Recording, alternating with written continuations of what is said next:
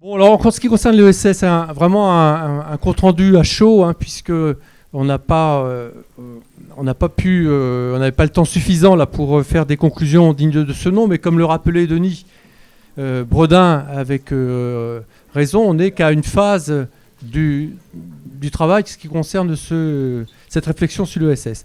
Alors moi rapidement, ce que je vais dire, c'est que finalement la présentation qui a été faite ainsi que les interventions dans la salle ont permis de souligner toute l'importance que les associations, moi je dirais plutôt les associations d'ailleurs que l'ESS finalement par rapport aux îles, peuvent avoir malgré l'essoufflement de certaines, et notamment, c'était un des points qui a été soulevé, la difficulté parfois de trouver des nouvelles personnes pour faire vivre ces associations. Néanmoins, le dynamisme associatif est réel, on l'a vu, les chiffres sont supérieurs à ceux que l'on peut avoir en Bretagne, et on a vu ensemble que les associations avaient besoin d'aide, mais ces aides, ce sont avant tout des aides, je dirais, morales, de reconnaissance, bien évidemment, mais aussi d'aides techniques, de locaux, beaucoup plus finalement que de moyens. C'est dans l'étude d'Audrey, c'était apparu, mais là aussi dans le débat, il n'est pas apparu de questions relatives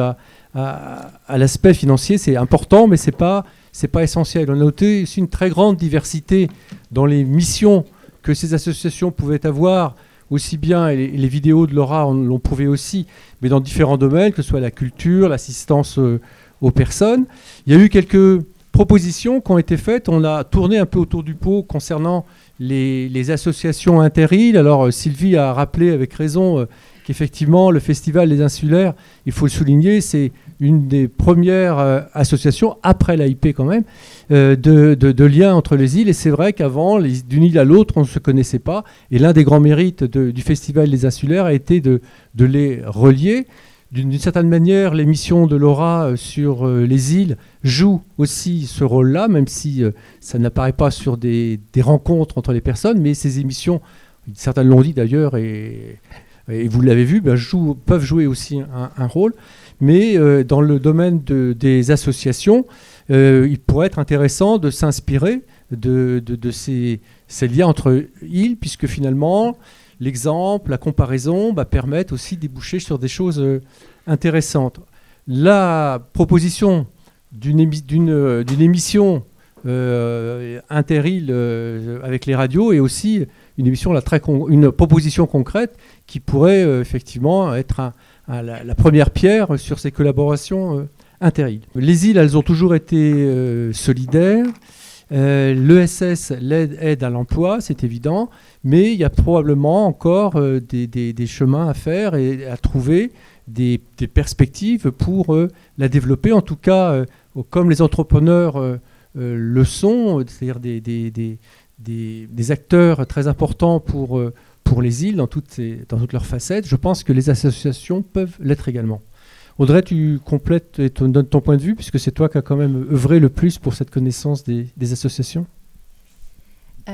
Oui, alors mon côté, je retiens le débat qu'il y a eu un petit peu dans la salle avec d'un côté, ah oui, mais les PME, etc., contribuent aussi sur le territoire, d'un côté aussi le rôle du public et des collectivités.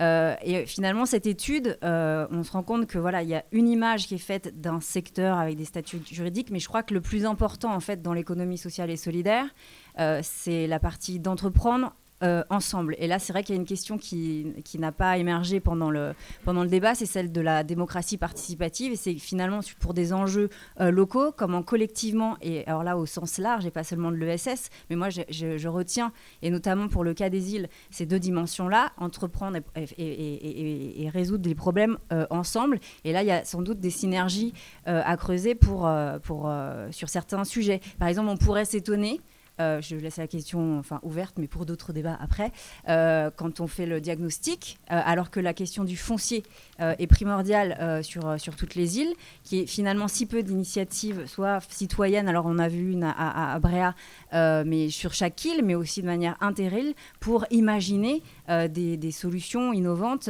sur cette question du foncier, qui est quand même un frein majeur pour les questions de développement de beaucoup des îles. Pour moi, en fait, cette étude, c'est un regard sur une forme de secteur et retenir aussi le bénévolat associatif dans les îles, c'est vraiment un fait majeur, mais de voir comment, autour d'un projet de territoire, on travaille collectivement pour résoudre certains problèmes avec et les collectivités, et les assos, les citoyens, et les entreprises méchantes et capitalistes des îles bien connues.